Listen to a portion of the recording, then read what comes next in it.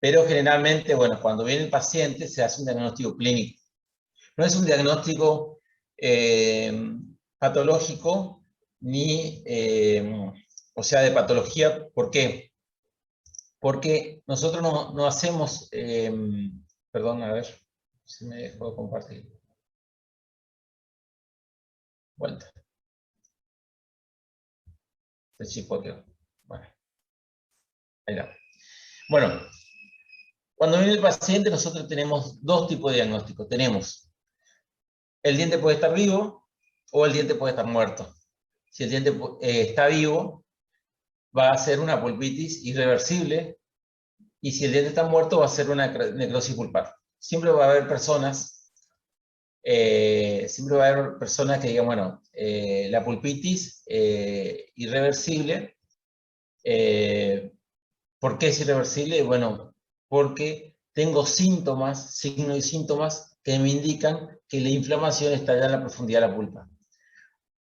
Para resumir a grandes rasgos, le puedo decir que uno de los síntomas clásicos es el dolor que dura más de unos segundos. Cuando nosotros tenemos un dolor provocado que dura, por ejemplo, minutos, por ejemplo, un paciente me dice, yo tomo algo frío o algo caliente y me queda doliendo un buen rato, eso es un diente que va a tratamiento de conducto porque está con una pulpitis del tipo irreversible. Cuando nosotros tenemos un paciente que tiene un dolor espontáneo, eso ya es un diente para pulpitis, que tiene pulpitis reversible. Cuando nosotros tenemos un paciente que dice, yo tomo algo frío o algo caliente y el dolor se me va, o sea, tomo, me duele en un segundo y me deja de doler, bueno, probablemente ese diente tiene todavía posibilidades de salvarse con una buena operatoria, ¿sí? ¿Por qué es esto? Porque en la profundidad de la pulpa, en la periferia de la pulpa, nosotros tenemos las fibras A delta, que son encargadas del dolor rápido, ¿sí? Del dolor fugaz a los distintos cambios térmicos. En cambio, cuando nosotros empezamos a tener dolor del tipo prolongado en el tiempo, están interactuando las fibras las fibras C que se encuentran en la profundidad de la pulpa. Entonces, no estamos hablando no estamos filosofando de por qué se puede hacer o no. Estamos dando una explicación científica por qué nosotros, a través de los síntomas, sabemos qué tipo de fibras están afectadas. Por lo tanto, cuando nosotros tenemos ya un dolor que se prolonga en el tiempo, las fibras C son las afectadas y las fibras C están en la profundidad de la pulpa, ¿sí? Esa es la gran diferencia para el diagnóstico, ¿sí? Hay muchas cosas que voy a tener en cuenta en el diagnóstico, pero básicamente en la clínica ustedes tienen que prestar atención en eso. Cuando nosotros tenemos un dolor del tipo fugaz que dura un segundo, es dolor de tipo dentinario, perdón. A ver, cuando nosotros tenemos expuesto un cuello, y está en la propaganda, dice, usted tiene sensibilidad dental, esa sensibilidad dental dura un segundo. Cuando nosotros tenemos una caries, la caries lo que hace es exponer dentina. Y cuando uno toma algo frío o algo caliente, también tenemos dolor dentinario, ¿se entiende? Uno es a consecuencia de algo fisiológico y otra a consecuencia de algo patológico, pero el dolor es el mismo, el dolor es dentinario y dura también un segundo. Ahora, cuando esa caries va avanzando en profundidad, va a ir afectando a la pulpa, porque la caries no necesita llegar, los microorganismos no necesitan llegar hasta la pulpa para causar inflamación, ¿sí? A través de los productos que generan los microorganismos, va llegando a través de los conductillos dentinarios de la pulpa, van produciendo una inflamación, y esa inflamación va a producir primero una pulpitis reversible, que son cuando ustedes sacan lo que le está causando esa inflamación, la pulpa vuelve a la normalidad, y una pulpitis irreversible que llega a un punto en que aunque ustedes le saquen lo que le está causando la inflamación, o sea, la pulpitis, la pulpa se va a seguir inflamando y va a ir a un proceso degenerativo, ¿sí? Donde va a terminar muriéndose. Antes, el paciente va a tener mucho dolor generalmente, ¿sí? Bueno, cuando la inflamación sigue, ¿sí? El paciente toma muchos ibuprofeno, toma mucho analgésico, toma muchas cosas, la pulpa va a ir muriendo hasta que se transforma en una necrosis. Entonces nosotros tenemos clásicamente dos tipos de diagnóstico clínicos en endodoncia, que son pulpitis irreversible, que va a ir en endodoncia, porque la reversible no va a ir, pulpitis irreversible y necrosis pulpar. En realidad es un poquito más profundo. La clasificación la sacamos de la Asociación Americana de Endodoncia, de la AAE, así la van a encontrar, que es pulpitis irreversible sintomática, asintomática, necrosis pulpar con proceso, sin proceso, pero no importa, no se preocupen en aprenderse todo, sino solamente manéjense con pulpitis. ¿Cuáles son los dientes que van a endodoncia? Son las pulpitis irreversibles y las necrosis pulpares, ¿sí? Ahora, siempre va a venir alguien que va a decir, y gangrena, como está en el título. Yo no comparto mucho eso, porque para que haya gangrena tiene que haber ciertos microorganismos que nosotros es imposible identificar qué es gangrena y qué es necrosis. Supuestamente la gangrena tendríamos que estar oliendo el diente, cosa que yo nunca en mi vida voy a hacer. No sé si a usted le gustó leer un diente, a mí no. Entonces, volvemos. Quiero que se entiendan bien. Hay dos tipos de diagnóstico que van a hacer de endodoncia ustedes en la clínica. Diagnóstico clínico. Diagnóstico clínico. Vamos a hacer las pulpitis irreversibles y las necrosis pulpares. ¿Sí? Y yo siempre cuando pone necrosis le digo, ¿cuál es el apellido? ¿Tener el nombre y el apellido cuál es? Porque vos necrosis no significa nada, es necrosis pulpar. Porque si yo pongo necrosis nomás no estoy indicando qué tejido se necrosó, es necrosis pulpar, ¿está? Bueno, una vez que nosotros tenemos el diagnóstico, vamos a tener dos tipos de tratamiento. Vamos a tener, si es pulpitis irreversible, vamos a tener la biopulpectomía total. Y si es necrosis, ¿sí? Vamos a tener el tratamiento de conducto. Tratamiento de conducto solo se llama cuando se trata a la necrosis, sí, es así. Cuando nosotros tratamos, usted al paciente, para el paciente todos son tratamiento de conducto. Bueno, para nosotros, el tratamiento de un diente vivo, pero que esté inflamado con una inflamación irreversible, es la pulpitis irreversible, es la biopulpectomía total. Ahora, para una necrosis pulpar, el tratamiento es tratamiento de conducto.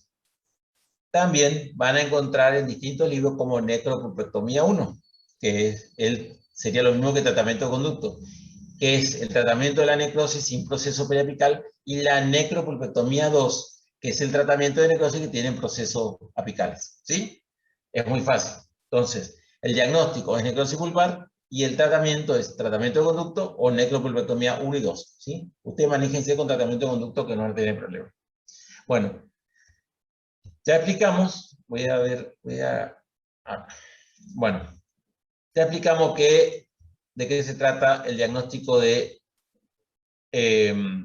necrosis. Bueno, acá tienen un diente donde lo que pasó es que la pulpa se murió en su totalidad y puede o no haber proceso periapical. La pulpa no es un foco, no es un foco, no puede estar prendido ni apagado.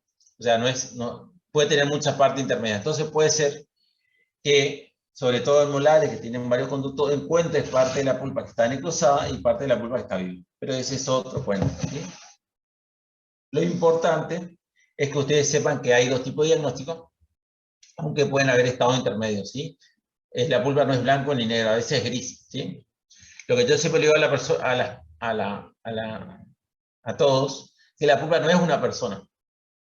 Porque es obvio que no es una persona. Sí, pero muchas veces uno tiene en la cabeza que la pulpa es una persona, que viene la caries y dice, toma, pulpa, ¡pum!, te pega un tiro. Y la pulpa se muere. No, la pulpa no es una persona que se va a morir en su totalidad. La pulpa se va muriendo de a poquito. Entonces es lógico que encontremos dientes que tienen partes necrosadas y partes que tienen pulpa todavía viva, inflamada y en estado degenerativo, pero pulpa viva. ¿Sí? Generalmente, si yo no voy a ampliar mucho el conocimiento de esto, pero generalmente si yo veo que no sangra, pero cuando me voy en profundidad sangra un poquito, o sea, cuando estoy en el conducto sangra un poquito, digo, bueno, a pesar de que no es una pulpitis, va a tener mucho mejor pronóstico, porque no está totalmente necrosada la pulpa. Entonces, a nivel de los conductos, no hay bacterias. Ahora, si yo veo un diente que está abierto y está todo negro con paredes reblandecidas, el pronóstico cambia. ¿Sí? Bueno, esperen que acá se chipoteó.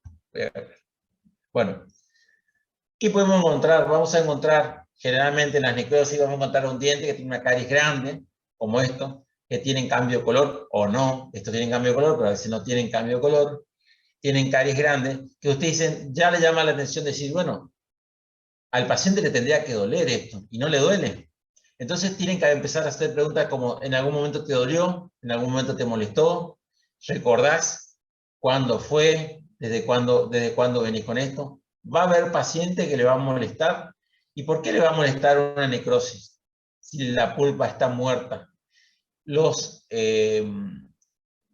pacientes que le molesta una necrosis, le va a molestar porque están padeciendo una periodontitis apical, o sea, lo que están padeciendo es la inflamación del periodonto, periodontitis apical aguda, o tienen un absceso, o cualquier cosa relacionada con el periodonto o los tejidos soportes. Siempre le va a molestar cuando tengan inflamación o destrucción de, por ejemplo, en el caso del absceso, en los tejidos de soporte. De otra manera no le va a molestar. ¿Se entiende? Porque la pulpa ya está muerta. O sea, no puede sentir algo que está muerto, pero sí lo tejido de soporte. Entonces, en la necrosis pulpar vamos a tener casos donde no le duele nada al paciente. Y vamos a tener casos en que sí le duele, pero la consecuencia del dolor es el periodonto, que se encuentra sobre todo en la zona apical. Entonces vamos a tener periodontitis apical aguda, dolorosa, vamos a tener abscesos, ¿sí? ¿Cómo vamos a identificar esto? Viene un paciente que tiene una caries muy grande, supongamos que no tenga ennegrecido el diente, porque esto ya es indicativo de que esto puede ser una necrosis, pero supongamos que no tenemos cambio de coloración. Entonces tiene una caries muy grande, al paciente no le duele nada, ¿y qué hago yo? Le tiro frío, es una prueba, le doy frío a ese diente, frío y calor puede ser, pero el frío, le tiro frío, y si al paciente no le duele, yo tengo que empezar a sospechar que tiene una necrosis. Ahora, si al paciente le duele, por más grande que sea la caries, yo tengo que pensar que puede llegar a ser una pulpitis, porque muchas veces la pulpa, el diente está muy atrésico y a pesar de que la caries es grande, la pulpa se retrajo mucho y todavía está viva. ¿Y cuál sería la diferencia entre dolor a los cambios térmicos y no dolor a los cambios térmicos? El tema es que la pulpa es la única preparada a sentir los cambios térmicos, no es el periodonto. Entonces, si un paciente viene con dolor, escuchen, viene con dolor, me duele acá, me toco y me duele.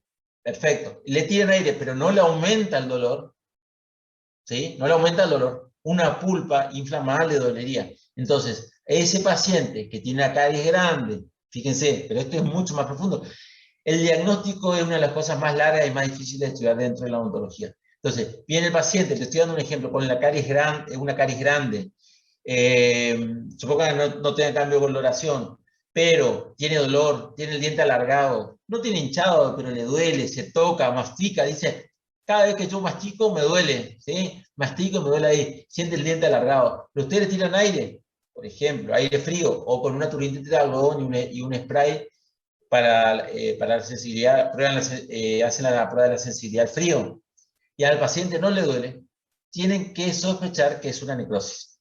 ¿Por qué? Porque si tuviera la pulpa viva le dolería, pero como no tiene la pulpa, el periodonto no reacciona al frío. Entonces el paciente tiene dolor, pero no reacciona a los cambios térmicos. Eso es clásico de necrosis pulpares. ¿Sí? Bueno, seguimos. Sí, se enloquece acá. Ahí está. Bueno, esto es un clásico, una clásica radiografía donde uno ve una necrosis pulpar, ¿sí? Acá se empezó a hacer el proceso apical, es obvio que es una necrosis pulpar, y acá hay un proceso mucho más grande, ya hay un absceso, ¿saben la cantidad de hueso que tiene que eliminarse para poder verse así? Fíjense la caries chiquitita que tiene este diente y fíjense el absceso que tiene, y esto directamente no tiene. Esto se debe a que los dientes anteriores muchas veces sufren traumatismos, lo que les llevan a tener necrosis pulpares, ¿sí? Esperen un poquito. Bueno.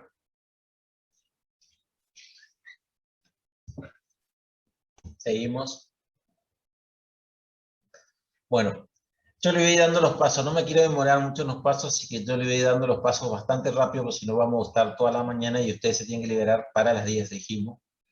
Y los de quinto año, porque tienen otra materia.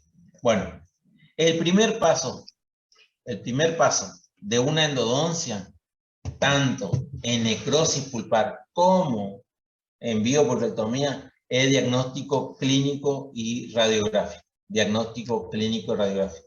cuando llegan al final y le pregunto, ¿cuál es el primer paso? Dicen historia clínica. Está bien, sí, el primer paso es... Y hablan de historia... No, ¿qué otra cosa? Radiografía. Y está bien, lo que... Y yo le termino diciendo, está bien lo que me decís, está bien lo que me decís, pero tardaste 5, 6, 7 minutos en decirme algo que yo quería que me diga, ¿cuál es el primer paso? El diagnóstico clínico y radiográfico. Listo. Si uno indaga más, el diagnóstico clínico va a estar dado por la historia clínica, antecedentes de casos, las pruebas diagnósticas, las pruebas clínicas, todo lo que concierne a la historia clínica, que eso dentro de eso están las pruebas, porque uno tiene que ir anotando, y la radiografía, que es un complemento. Entonces, el primer paso de una biopulpectomía total y de un tratamiento de conducto es el diagnóstico clínico y radiográfico. ¿Sí? Le quiero poner así porque después quiero hacer la diferencia entre los dos tratamientos. Entonces, el primer paso es igual en los dos. ¿Sí? Vamos al segundo paso. Anestesia, es igual a los dos. En los dos pacientes voy a anestesiar. Le quería decir algo respecto a la anestesia. En endodoncia se ocupa todo el anestuvo, excepto que el paciente tenga un problema cardíaco, pero también eso es relativo, porque si ustedes pusieron anestesia a un paciente cardíaco, seguramente el paciente cardíaco está totalmente compensado. Yo le quiero decir, un paciente cardíaco que está tomando su pastilla y que está totalmente compensado, un poquito de anestesia no le va a hacer nada. Ahora, si está totalmente indicado por el médico y tiene que usar sinepinefrina, bueno, eso es otra cosa. Entonces, en endodoncia generalmente se ocupa todo el anestuvo. ¿Sí? No dejo 3/4, no. Se ocupa todo el anestuvo. No dejemos de anestesiar al paciente porque el paciente está sentado 2 horas y le va a doler el diente si no está anestesiado. Si yo le hacía la pregunta la otra vez a unos chicos, le decía, si usted va al consultorio y está para hacer una endodoncia, ¿cuánta anestesia quiere que le ponga el odontólogo? ¿3/4? ¿O la mitad del anestuvo? ¿O 1/4? Si yo que voy a un consultorio, quiero que me ponga toda la anestesia, porque yo no quiero sentir nada. Lo mismo piensan sus pacientes, chicos. Tienen que ponerle todo el anestuvo. ¿Está? Bueno, con respecto, anestesia, aislamiento del campo operatorio. ¿Qué tipo de aislamiento vamos a ocupar en endodoncia? Aislamiento absoluto. Siempre vamos a ocupar aislamiento absoluto en la facultad y tendríamos que ocuparlo en nuestro consultorio. ¿Sí? Bueno. ¿Por qué nosotros ocupamos aislamiento absoluto? Porque hay muchas causas por las cuales uno ocupa aislamiento absoluto en endodoncia. ¿Sí? Fíjense, esta foto a mí siempre me llama la atención. Siempre me llama la atención. Esta foto, ustedes no sé si saben que los cartuchos tienen una burbuja de aire. ¿Sí? Fíjense, tiene una burbujita de aire. Cuando ustedes anestesian, no están aspirando, porque vieron que hay unas carpulas que tienen como tienen como un ganchito que se hinca en el anestuvo, pero las de ahora no tienen eso. Entonces ustedes no pueden retraer el anestuvo con la carpuler. No sé si me entienden. ¿Por qué harían eso? Para saber si están en un vaso. ¿Sí? No tienen esa posibilidad ahora de retraer el cartucho. Entonces, siempre me llama la atención porque pusieron esta foto y no se dieron cuenta. Bueno, cuando nosotros pinchamos y vemos que hay sangre en el cartucho, tenemos que sacamos la anestesia y cambiamos el cartucho. ¿Qué quiere decir esto? Ese sistema que traen ahora, cuando ingresa aire al cartucho, quiere decir que estábamos en un vaso. ¿Sí? Tenemos que, es fácil, nosotros vemos un poquito de sangre en el cartucho y sacamos, tenemos que sacar, no pasó nada, sacamos y lo volvemos a colocar y volvemos a anestesiar. ¿Sí? Pero es un sistema para ver que no estemos en un vaso. Es fácil, ¿sí? Miren acá, fíjense cómo se ve la sangre acá. Bueno, no tiene nada que ver con la endodoncia, esto le quería enseñar esta parte. Antes, cuando las carpulas viejas y los cartuchos no eran tan... se pinchaba, es como que le agarraban gancho. Entonces, cuando nosotros hincábamos con la aguja, se aspiraba un poquito, como se hace con todas las agujas. Cuando uno hace una intramuscular, uno pone y trata de aspirar un poquito. ¿Por qué? Para ver si está en un vaso. Y cuando uno ve que no está en un vaso, larga la medicación. Acá es lo mismo. Pero que ahora tenemos esta burbujita de aire. Bueno, le quería decir porque muchas veces no se lo dicen. Y es muy importante. Bueno, vamos a hacer aislamiento por distintos motivos. Vamos a hacer aislamiento porque si yo no hago aislamiento absoluto, todas mi endodoncia van a ser necrosis pulpares. ¿Escucharon eso? Si yo no hago aislamiento absoluto, todas las endodoncias van a ser necrosis pulpares, o sea, van a tener pronóstico de necrosis pulpares. ¿Por qué? Y porque yo trabajé sin aislamiento, entonces todas las bacterias que estaban en la boca, junto con la saliva y una cantidad de cosas, contaminan mi cámara pulpar, que estaba inflamada en la biopulvectomía, pero no estaba infectada.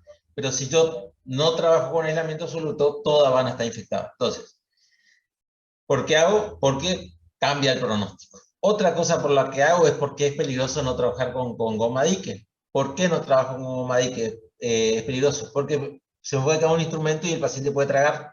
Si el paciente traga una lima, se tiene que ir a una revisión y probablemente termine en cirugía, ¿sí?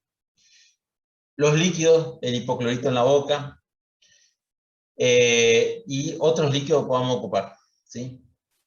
Y además nosotros tenemos mucha mejor visión cuando tenemos un campo seco y apartado de lo que sería lengua, carrillo y una serie de cosas, ¿sí? Por ejemplo, hay dientes que serían imposible tratar sin aislamiento absoluto. Los molares inferiores es imposible. Bueno, vamos a hacer aislamiento absoluto. Van a preguntar a muchos qué es este hilito. Este hilito a los que son delicados le ponen este hilito. ¿Este hilito para qué es? Este hilito se ata al clamps y se le ata al paciente en algún punto, se le puede atar en la correita del paciente que tiene en el cuello. ¿Y qué es? Es por si sale volando el clamp, que no se pierda el clamp. ¿Sí? Buen punto. Un clamp, un Hugh Frey está a 2.000 pesos, así que si se le pierde un clamp, ya es un gasto importante, ¿sí? Bueno, para eso está correita. Porque me van a preguntar para qué era la soguita esa. Bueno, hasta ahora todo bien. ¿Tienen alguna pregunta? Bueno, dijimos, para las dos cosas, tanto para la necrosis como para la pulpitis. Diagnóstico clínico y radiográfico. Anestesia. Aislamiento del campo operatorio. Estamos recién en el tercer paso. Eliminación de la dentina cariada. ¿Sí? Eliminación de la dentina cariada o restauraciones deficientes. Decime, Jessica, ¿me quería hacer una pregunta? No, bueno. Eliminación de dentina cariada o restauraciones eficientes y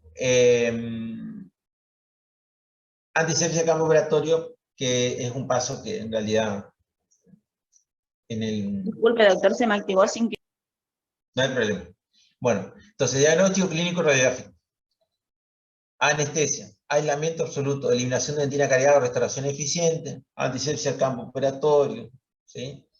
Apertura para acceso endodóntico. Si yo digo apertura solamente no significa nada, ¿sí? Apertura o parece una puerta de algarrobo, o estoy haciendo un agujero en mi casa. No, apertura para acceso endodóntico. Bueno, todos esos pasos son iguales en las dos técnicas, tanto para la necrosis como para la pulpitis. Entonces, vuelvo a repetir, diagnóstico clínico radiográfico, anestesia, aislamiento absoluto, eliminación de dentina cariada y restauración eficiente, antisepsia de cambio operatorio y apertura para acceso endodóntico. Ya de la apertura ya hablamos y, bueno, hacemos la apertura, vamos a pasar rápido esto, y acá viene el tan dichoso neutralización de contenido séptico por tercio. Es acá donde cambia entre la necrosis y la bio, ¿sí? ¿Qué cambia? En la pulpitis, después de la apertura, viene extirpación, cateterismo. En la pulpitis viene cateterismo, extirpación pulpar, cohibición de la hemorragia. Vuelvo a repetir, en la pulpitis, luego de la apertura, viene cateterismo, extirpación, cohibición de la hemorragia. Si hubiera hemorragia, pero está el paso, ¿sí?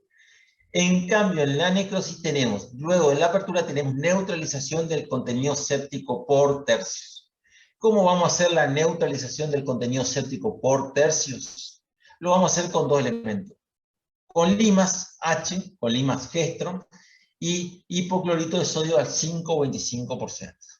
Entonces, ¿cómo voy a hacer? Supongamos, yo voy a trabajar hasta el tercio medio antes de hacer la conductometría. ¿Para qué se hace esto? Pregunta de final. ¿Para qué se hace la neutralización de contenido cético por tercio? Le pregunto siempre y el 99,9% de las veces lo dicen mal. Dicen, para no llevar bacterias al tercio apical. Está mal, digo yo. Para no llevar bacterias a la zona periapical. Está mal, digo yo.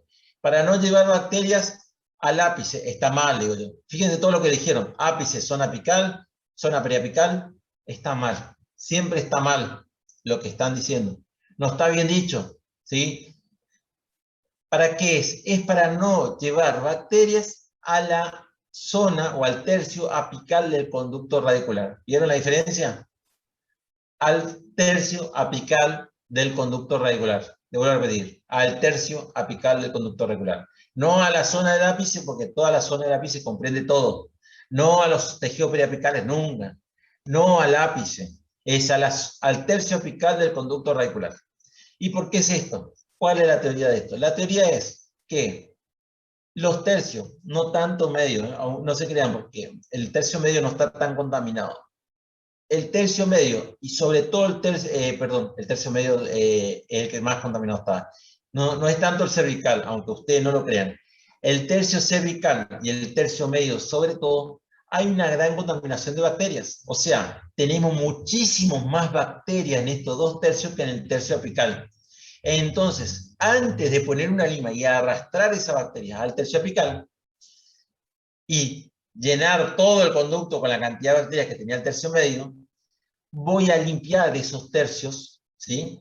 Para no llevar esas bacterias al tercio apical del conducto radicular. ¿Se entiende? Es para mejorar el pronóstico de nuestro tratamiento. Entonces, ¿para qué es? Es para no llevar las bacterias del tercio cervical y medio al tercio apical del conducto radicular. ¿Y por qué es esto? Porque hay mayor cantidad de bacterias, mayor cantidad de porcentaje de bacterias en los tercios medio, sobre todo, y cervical. La pregunta es, ¿y en el tercio apical hay bacterias? Sí, hay bacterias, pero no hay la misma cantidad que en el tercio medio y cervical. Vuelvo a repetir, ¿hay bacterias? Hay bacterias en el tercio apical del conducto radicular, pero no hay la misma cantidad que en el tercio medio y cervical. Entonces, la explicación de por qué hacemos este procedimiento es porque vamos a limpiar primero el tercio cervical y luego el tercio medio, para luego recién hacer la conductometría. ¿Está? ¿Con qué lo vamos a hacer? Lo vamos a hacer con limas H con hipoclorito de sodio al 5 o 25%. ¿Con qué? O sea, yo tengo, por ejemplo, un conducto, un diente, un central. Y yo necesito hacer hasta tercio medio. El central va a tener 20, 21, 22 milímetros. Yo voy hasta el tercio medio tendría que limar y neutralizar hasta 16 milímetros más o menos. ¿Se entiende? Entonces, yo tengo que determinar hasta dónde voy a hacer la neutralización. Eso es lo primero. De acuerdo, si es un canino, quizás mide 26 milímetros y voy a poder neutralizar hasta 20 milímetros. ¿Se entiende? Tiene que ver con respecto al diente que nosotros estamos tratando. Lo voy a dividir por tercios. En este caso, el central es un ejemplo y voy a trabajar hasta 16 milímetros. ¿Con qué lima Gestron voy a empezar? Voy a ocupar una lima Gestron que no sea ni muy grande ni muy chica. ¿Cómo hago eso? Por ejemplo, voy a poner en 14 milímetros una lima Gestron 30. La lima 30 baila. Siempre calidad en 14. La lima 35 baila, la lima 40 baila, la lima 45 baila, la lima 50 entra justo.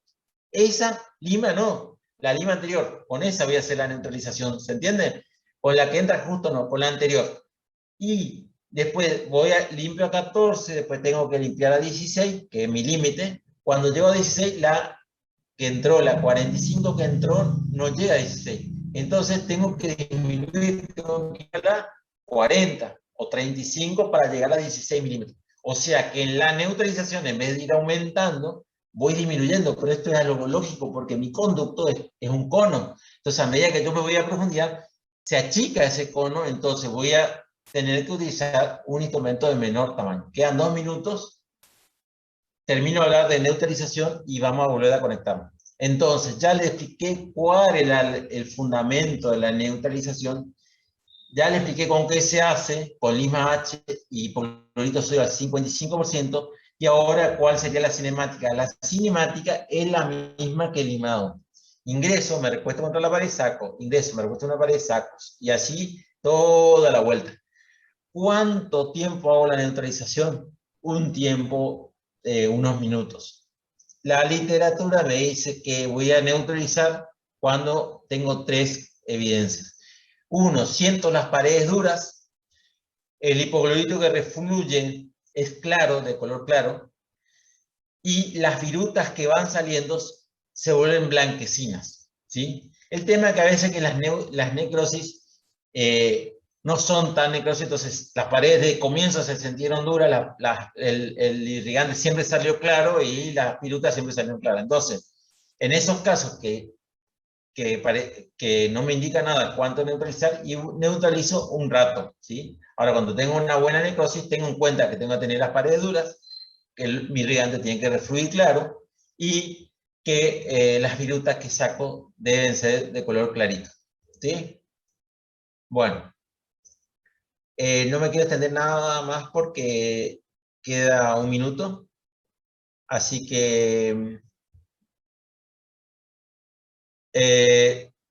nos salimos un ratito y nos volvemos a conectar, ¿sí? Termino la sesión para todos y vuelvan a conectarse al mismo enlace. Acá se va a ver quién está escuchando y quién está durmiendo. Bueno, nos Bueno, conectamos profe. ahora. Bueno. No.